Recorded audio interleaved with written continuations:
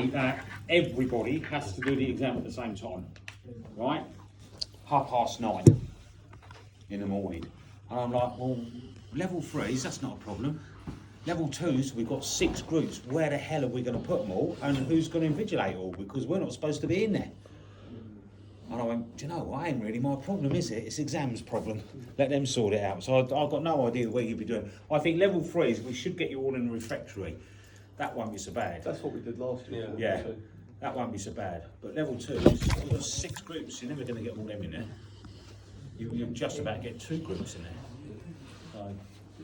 Right, how are we all?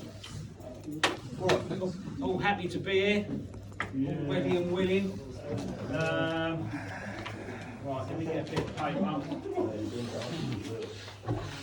Just write your name on there, print your name on there for me. Who wasn't here last week?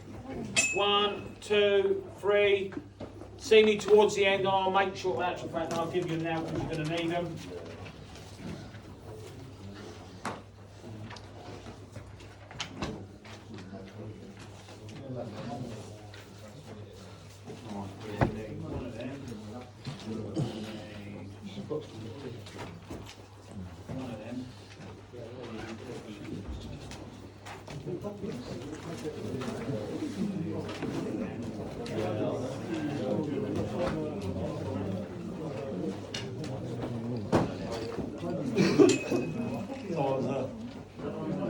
Someone told me Kensington Cromwell Road as a flat overlooks Harrods. I think what they've done is they've brought the whole top floor of the building totally into unfitting.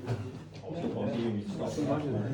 walked into one property in Central. I'm not supposed to, in this particular case, I wasn't supposed to go inside the flats. And I walked into the communal area and there were torn carpets. You know what I mean? Each foot was about 7 minutes.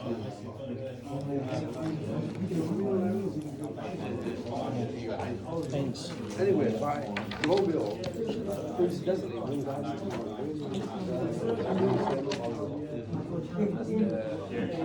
now in the background research. Really friendly.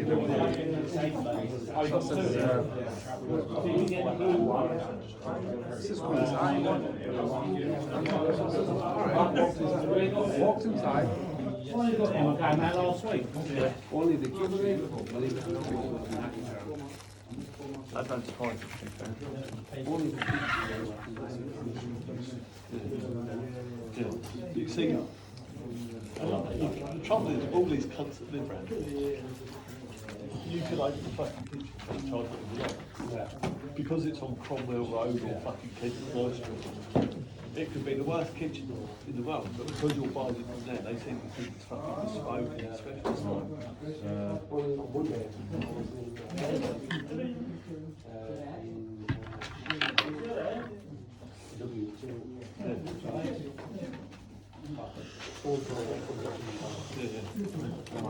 one of them. I find out he's had a part in Norway and massive portrait of him.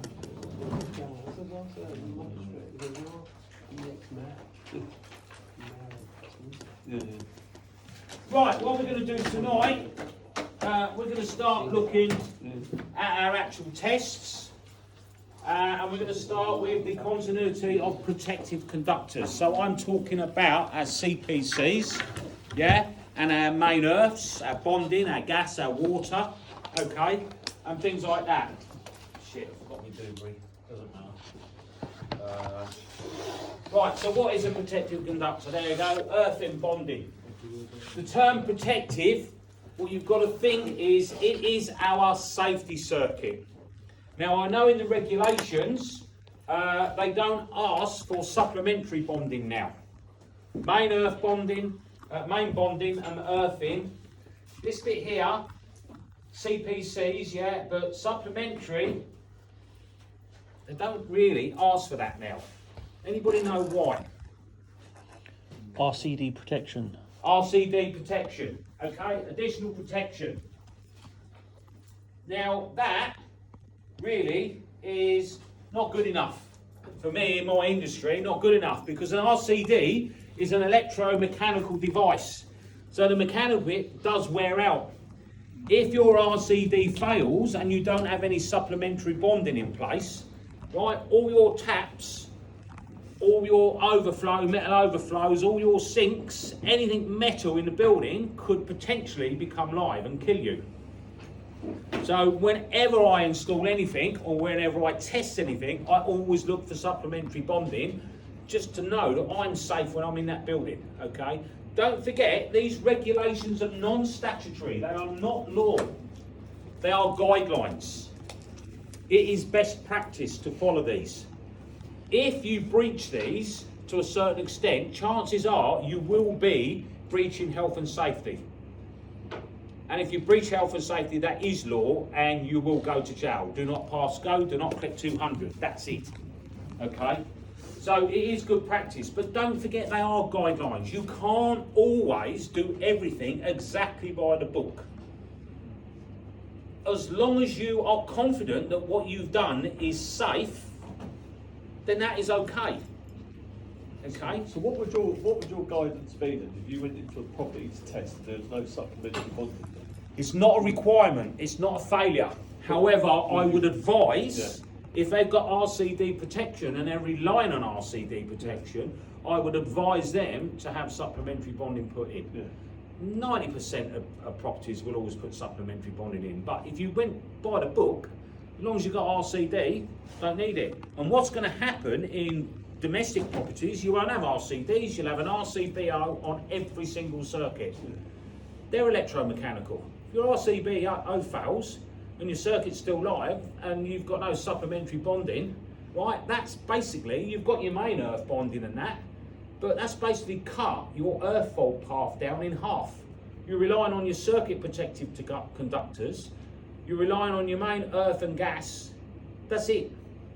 Everything else, you imagine, you bond your water as it comes in the house, and this pipe is running all the way around the house. Just think of it as a cable.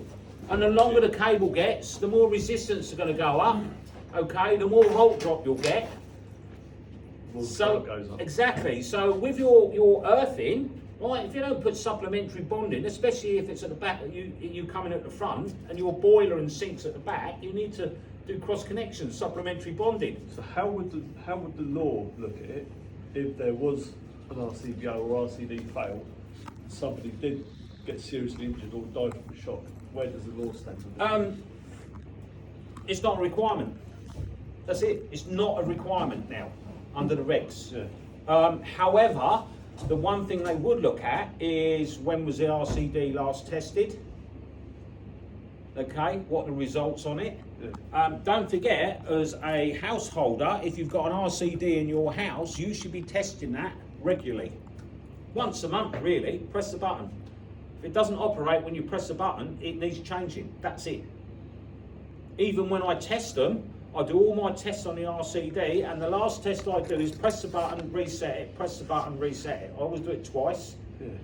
And if it doesn't operate correctly when I press that button, it's failed. Even if it's passed all the tests with my meter, it has failed. So going back to that scenario, then if the householder isn't testing it, do they become liable? Yes, because as a tester, you're only, it's a bit like, when you're testing, it's a bit like an MOT. No, I'm talking about the actual household owner of the board. If they're not testing it on a monthly basis, Well, where does the if law you were a stand? householder and I said to you, when was the last time you tested your RCD? If you knew it was important, you'd go, I test it every month. Yeah, but if the How householder, can I prove you haven't been doing that? Yeah, how does the householder know if it's important?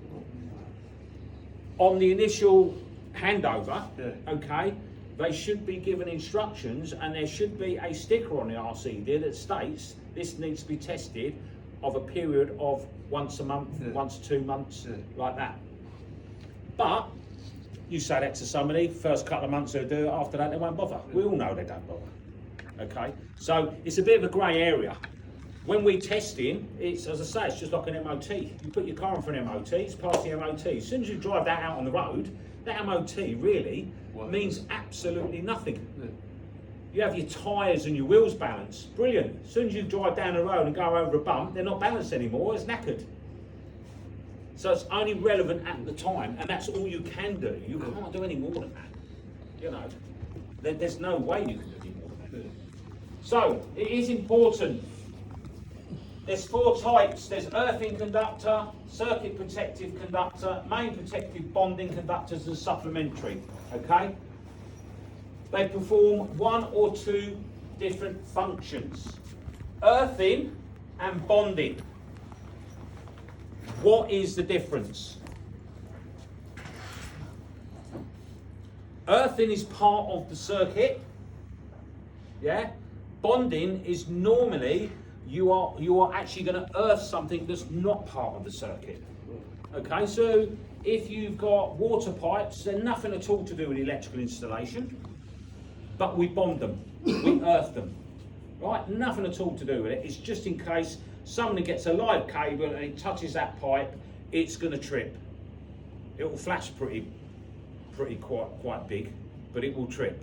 Okay, if it doesn't, then everything that's connected to those pipes, your taps, your shower head, everything is going to become live. And the last thing you want to be doing is sitting in your nice plastic bath and then think, oh, just top it up with some water, right? And you grab hold of the tap, and you're a goner. That's it. You might as well get the electric heater and throw that in, because you're a goner. So that's why bonding is so important. Really, really important, even though it's not part of the electrical circuit. Okay?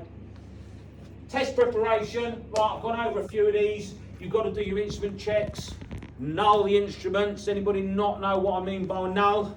Zero them down, okay? Most instruments nowadays, you put the leads together, press the button, and it zeroes it. What are we actually zeroing? The resistance of the leads. The leads, right? Because when you measure something, you've also got that length of cable of your leads, which is resistance. It's going to add that to it. What you can do is just put your leads together. I tend to put them together, measure it and write that down, right? And then I don't bother fucking nulling them. I just measure it and deduct that from that. To be quite honest, it's such an insignificant amount of resistance, not going to make a lot of difference to your results. You know, we're not talking about a bloody 30 metres of bloody cable, you know. The only time it might make a difference is if you're using a wandering lead, right, which is quite a long. Right, and you need to measure that and deduct that, definitely. But yeah, they've all got the facilities to zero them. Be careful, because sometimes you zero them and then you'll go, yeah, doing this test, and then you'll flick onto insulation resistance, you'll flick back to continuity, and your leads won't be zeroed again. They need to be zeroed again. So you need to, if you're going to zero them, make sure they're zeroed every time. Okay? That's why I just measure the resistance and just carry on and deduct it, because I get fed up to keep zeroing them like that. But other ones, the megas, once you zero them, they'll stay zeroed. Flukes, Christ, if you change it or even press one of the function buttons, a lot of the time you've got to re-zero them again. Right, so a bit of a nightmare. Predicting values based on circuit lengths and conductor sizes, you need to know how to do this, okay? People always say to me, well, how do I know how long the length of run is on this ring circuit? I can sort of roughly guess by looking around here. It's going to go around there, and it's a ring circuit, so I'll double it, right? And that's going to give me the rough length. But I will show you a way of actually using your R1 and R2 values of working out the actual length of the circuit. It's quite an easy calculation. Some ring circuits don't just go as a direct, they go like hop, no, back and forth. Yes, they do. So you're saying you'll go to that socket and then they'll run up and go across to that one, then they'll go across, yeah, they do it like that, yeah. In odd situations, something like this. So obviously going that way, Yeah. make it, we calculate the meterage roughly. But it's this way, how are you meant to know? You're not. It's only a rough guess. Right, It's okay. only a rough guess. The length is not that important to a point. It is when you come to verify things. But as I say, I can show you a way. Once you've done your R1, R2s, your little R1s, I can show you a very easy calculation to work out your length of run. And it's not exact, but it's pretty close. You know, what's the maximum length you can use on a ring circuit? Cable length? 100 metres square. 100 metres square, yeah? It'll never be 100 metres square because we only get drums maximum of 100 metres, right? And by the time you run it in and out of boxes, first fix, and you come back and you strip it and you cut a bit off and you cut a bit off, it's never going to be 100 metres. So a little bit of diversity there, right? But the maximum is 100 metres. After that, you are on a ring circuit, you are going to get volt drop. You definitely will get volt drop. So, because it's going to be a hell of a circuit. You might only have 2 sockets on it, but that's a hell of a run of cable, you know. So you will get volt drop on that, which is what we don't want. You know, what happens when you got volt drop? The amperage goes up. You're going out on a Friday night, takes a bloke, what a bloke going? You go a bit of water, bit of gel, right, brush teeth, clean pants, clean shirt, I'm ready, come on love, right? She ain't even fucking got in the bath yet, let alone bloody get ready, right? She gets out, I'll just dry my hair, worst thing, isn't it? Right, she plugs her hairdryer in, fucking hour later, right? You imagine volt drop and that hairdryer is only working at half the speed. No point in even thinking about going out. In fact, you might as well give it the elbow and get a new model, right? Unbelievable. Knowing what equipment is on what circuit and where all the points are, that will require testing. That's what I put down here, point number, that's what it means. In this room, we've got sockets running around here, and each socket is a point number, it's an outlet. If it's lighting, each light is a point number. However, lighting is a radial circuit, so we don't need to check every single one, we go to the furthest point. Ring circuits, we've got to go around every single socket because it's parallel, okay? So you need to know the point numbers and what equipment is on what circuit. If you've got things wired into that circuit, it's going to alter the resistance, so they need to be disconnected or isolated. If you've got an immersion heater in a house, and years ago, the upstairs ring, they'd spur off the ring, put a fuse spur in, a fuse connection unit, I shouldn't call them spurs. The spur is the actual piece of cable that comes off the ring, but I've always known them as spurs. They'd put that in there and they'd wire a bit of flex, heat resistant flex, that's your immersion heater. You go and test the ring, you're actually testing the resistance of the immersion heater that's going to drag it down. So you just turn it off. Fuse connection unit, the switch is a double pole switch, turn it off. Or take the fuse out, disconnect it, then it's fine. Lights, if there's lamps in there, especially tungsten lamps, right, you need to take them out. Fluorescents, you can leave the tubes in because they work differently. However, be aware that you will get slight resistance running through the ballasts and the starters, and be aware if you do an insulation resistance test on fluorescent lights, the starter, you know, the little round starters you put in and twist, right, they are capacitors. You will charge them up. Most of it's high frequency or LED now, anyway. Yes, it is, yeah. I mean, the LED lights, I've got a little problem with LEDs. I'm not convinced, certainly the early LED lights, I certainly wouldn't want to put 500 volts on them, right? Because you can muck up the LED modules on there. The new ones, I've done some tests on them, I put 1,000 volts on, and I've been doing it, right, 30 times a day, not a problem. I'm still not convinced. If you put cheap lamps in, LED lamps in, you will fuck the lamps up, definitely. You know, if anybody has LED lights, don't go on eBay and buy a fucking box of 10 GU10 LED downlighter lamps for about £3. You're wasting your money, right?